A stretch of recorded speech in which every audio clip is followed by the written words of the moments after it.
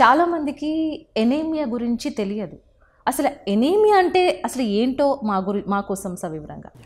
So anaemia అనేది బ్లడ్కి సంబంధించిన ఒక ప్రాబ్లం అండి. ఓకే. మనము తెలుగులో దాన్ని రక్తహీనత అంటూ ఉంటాం. సో ఎప్పుడైతే మన బాడీలో ఉండాల్సిన మోతాదులో రక్తం తగ్గుతుందో దాన్ని అనీమియా అంటాము. Okay. WHO world health organization కొన్ని కట్ ఆఫ్ పాయింట్స్ ఇచ్చింది. ఏజ్ వైజ్, సెక్స్ వైజ్ వీళ్ళకి ఇంత హిమోగ్లోబిన్ ఉండాలి అని.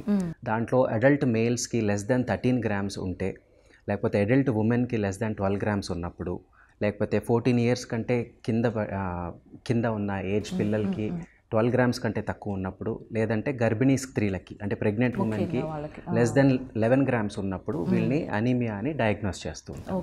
సో బాడీలో రక్త శాతం తక్కువ ఉన్నప్పుడు ఆ కండిషన్ని అనీమియా అంటూ ఉంటాం. సో డాక్టర్ గారు, ఇది ఎనీమియా మనలో ఉంది, మన లోపం అంటే ఎనీమియా లోపంతో మనం ఉన్నామని మనకి ఎలా తెలుస్తుంది?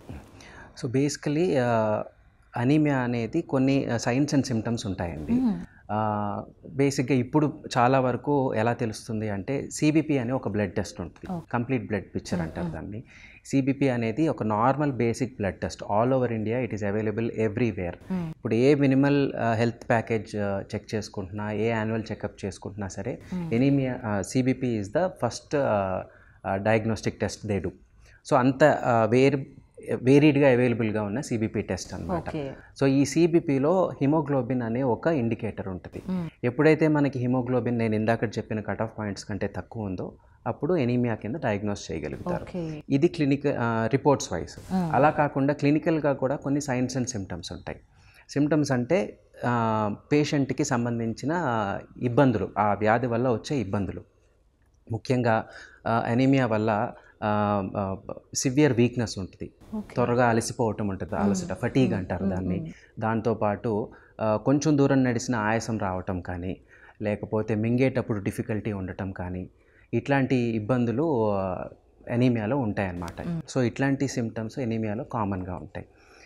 ఇలా కాకుండా కొన్ని లక్షణాలు అంటే చూడంగానే ఎనీమియాని ఐడెంటిఫై చేసే కండిషన్స్ కూడా కొన్ని ఉంటాయి.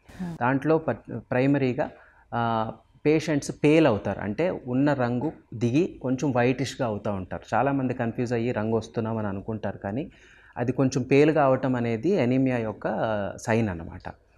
సో ఆ రంగు తగ్గటం కూడా one of major symptom of sign of anaemia. రంగు తగ్గటంతో పాటు వేరే అదర్ సైన్స్ కూడా ఉంటాయి. ఇంకొకటి ఏంటంటే పెదాల ఎడ్జ్లో అల్సర్లు రావటం కానీ, లేకపోతే గోళ్ళ దగ్గర డిస్కలరేషన్ అంటే బ్లాకిష్గా అవ్వటం కానీ, గోల్డ్ షేప్ స్పూన్ కలర్లో అవ్వటం కానీ, అండ్ నాలుక ఎర్రగా అవ్వటం కానీ. అండ్ ఎక్కువగా మీ దగ్గరికి వచ్చినప్పుడు కళ్ళు చూస్తూ ఉంటారు మెయిన్గా.